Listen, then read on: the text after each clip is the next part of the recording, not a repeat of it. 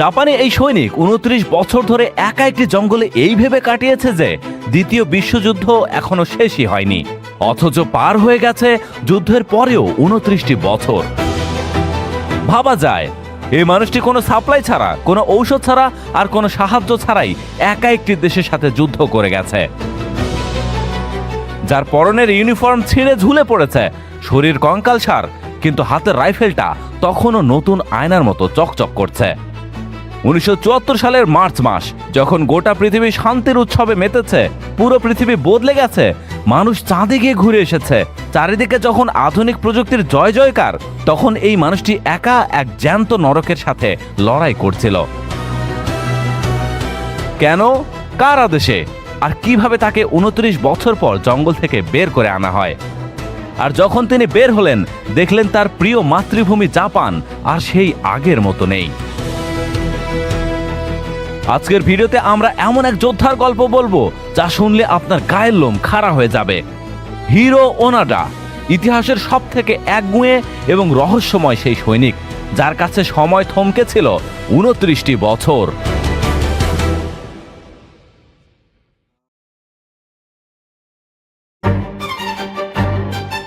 এই গল্পের শুরু ১৯২২ সালের জাপানের এক ছোট গ্রামে।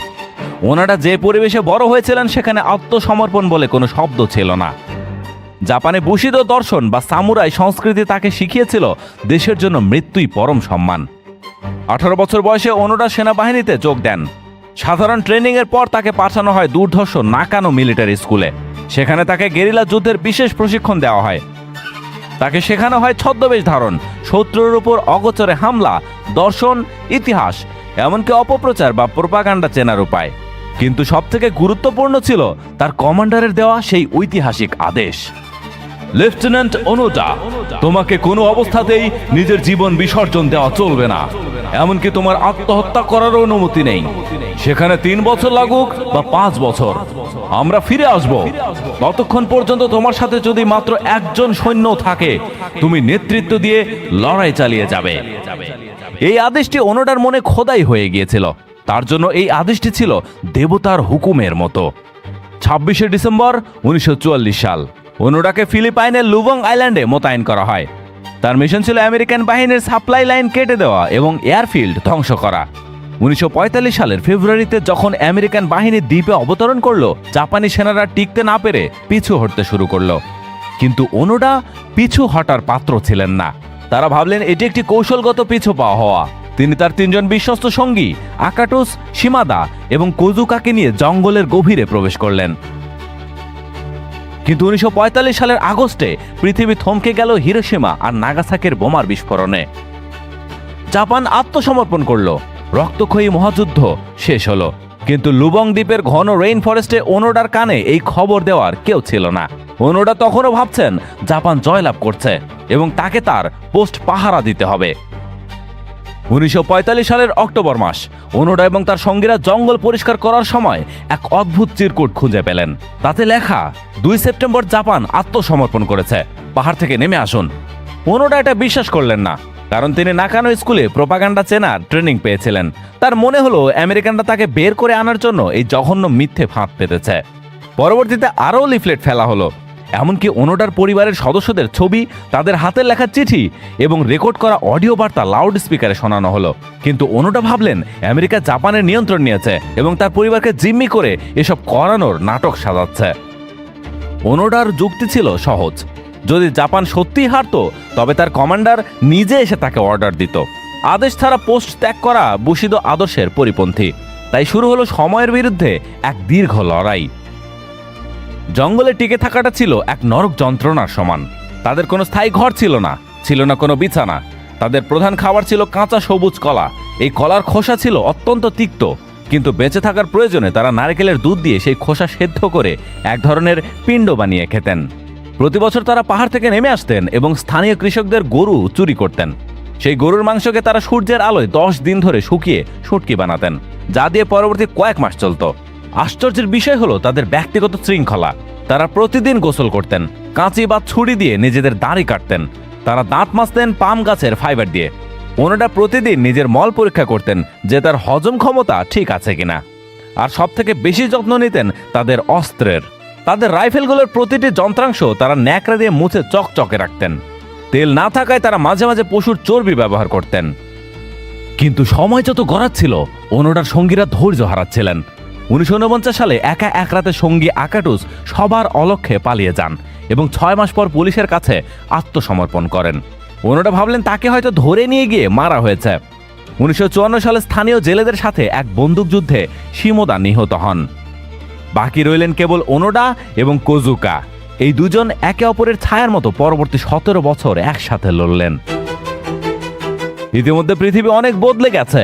1969 সালে মানুষ চাঁদে পা রেখেছে, কিন্তু ওনোডার কাছে পৃথিবী তখনও দ্বিতীয় বিশ্বযুদ্ধের রণাঙ্গন। অবশেষে 1972 সালে লুবং দ্বীপের এক ধান খেতে আগুন দেওয়ার সময় পুলিশের গুলিতে কোজুকাও নিহত হন। 29 বছর পর ওনোডা এখন একদম একা। তার শেষ সঙ্গী, যার সাথে তিনি জীবনের অর্ধেকের বেশি সময় কাটিয়েছেন, তিনিও আজ নেই। কোজুকার মৃত্যুর খবর যখন জাপানে পৌঁছলো তখন পুরো দেশ হতবাক। সবাই জানতে পারল ওনোডা নামক একজন সৈনিক এখনো বেঁচে আছে। 1974 সালে নোরিয়া সুজুকি নামের এক তরুণ অভিযাত্রী ওনোডাকে খুঁজতে বের হন। সুজুকি ছিলেন একটু খ্যাপাটে স্বভাবের। তার লক্ষ্যই ছিল ওনোডাকে খুঁজে বের করা। সে আগে থেকেই অ্যাডভেঞ্চার খুব পছন্দ করত। জঙ্গল সম্পর্কে তার ভালো ধারণাও ছিল। জঙ্গলের ভেতর মাত্র 4 দিনের মাথায় সুজুকি আর ওনোডার দেখা হলো। ওনোডা যখন রাইফেল তাক করলেন, সুজুকি মাথা নত করে বললেন, ওনোডা সান, সম্রাট এবং আপনার পরিবার আপনার জন্য চিন্তিত, দয়া করে ফিরে চলুন। ওনোডা সুজুকির মার্জিত জাপানি ভাষা শুনে বুঝলেন এ সত্যিই জাপানি, কিন্তু তিনি তখনও ফিরতে নারাজ। তিনি বললেন, যতক্ষণ আমার কমান্ডার নিজে এসে আদেশ না দিবে আমি ফিরব না। সুজুকি জাপানে ফিরে গিয়ে খুঁজে বের করলেন ওনোডার সেই পুরনো কমান্ডার মেজর তানিগুচিকে। তানিগুচি তখন অবসরে গিয়ে বইয়ের দোকান চালাতেন। 9 মার্চ 1974 সালে মেজর তানিগুচি লুবং আইল্যান্ডে এলেন। 52 বছর বয়সী হিরো ওনোডা যখন তার জরাজীর্ণ ইউনিফর্ম পরে তার কমান্ডারের সামনে দাঁড়ালেন, তখন এক অভাবনীয় দৃশ্যের অবতারণা হলো। মেজর তানিগুচি একটি কাগজ থেকে চিৎকার করে পড়লেন, জাপান পরাজিত হয়েছে, সব সৈন্যকে লড়াই বন্ধ করার আদেশ দেওয়া হচ্ছে। ওনোডা তার টাইপ 99 রাইফেল, 500 রাউন্ড গুলি, তার তলোয়ার এবং তার মায়ের দেওয়া সেই ছোরাটি মেজরের পায়ে সমর্পণ করলেন। দীর্ঘ 29 বছর 3 মাস পর ওনোডা বুঝলেন তিনি এতদিন একটি অদৃশ্য শত্রুর সাথে লড়াই করছিলেন। ওনোডা যখন জাপানে ফিরলেন তাকে বীরের মর্যাদা দেওয়া হলো, কিন্তু যে জাপানে তিনি ফিরলেন তা ছিল প্রযুক্তি নির্ভর এবং পাশ্চাত্য সংস্কৃতিতে ঘেরা এক আধুনিক দেশ। তিনি দেখলেন মানুষ এখন সম্মানের চেয়ে টাকার পেছনে বেশি ছোটে। তিনি মানসিকভাবে ভেঙে পড়লেন। তিনি ভাবলেন, এই জাপানের জন্যই কি তিনি 29 বছর নিজের জীবন বিলিয়ে দিয়েছিলেন? তিনি জানলেন যে তার ভুলে 30 জন স্থানীয় মানুষ মারা গেছে, যা তাকে সারা জীবন তাড়িয়ে বেরিয়েছে। পরবর্তীতে তিনি ব্রাজিলেও সময় কাটিয়েছেন এবং জাপানের তরুণ প্রজন্মের জন্য একটি নেচার স্কুল খুলেছিলেন। 2014 সালে 91 বছর বয়সে এই কিংবদন্তি সৈনিক শেষ নিঃশ্বাস ত্যাগ করেন। আব্রাহাম মাসলোর মতে মানুষের সবথেকে বড় চাহিদা হলো একটি উদ্দেশ্য। ওনোডার কাছে সেই উদ্দেশ্য ছিল তার মিশন সম্পন্ন করা। সেই অর্থহীন মিশনই তাকে 29 বছর যমদূতের মুখ থেকে বাঁচিয়ে রেখেছে। নিৎসে বলেছিলেন, যার কাছে বেঁচে থাকার জন্য একটি কেন আছে, সে যে কোনো কিভাবে সহ্য করতে পারে। যেমন জুলিয়ান কোপকে নামের এই 17 বছরের তরুণী আটকে গিয়েছিল অ্যামাজন জঙ্গলে, তাও আবার বিমান থেকে পড়ে গিয়ে। সে দিনের পর দিন একা একা সারভাইভ করতে থাকে। আর তার শেষ পরিণতি কি হয়েছিল সেটি দেখতে চাইলে আমাদের এই ভিডিওতে ক্লিক করতে পারেন। আজ বিদায় নিচ্ছি, ভালো থাকবেন সবাই।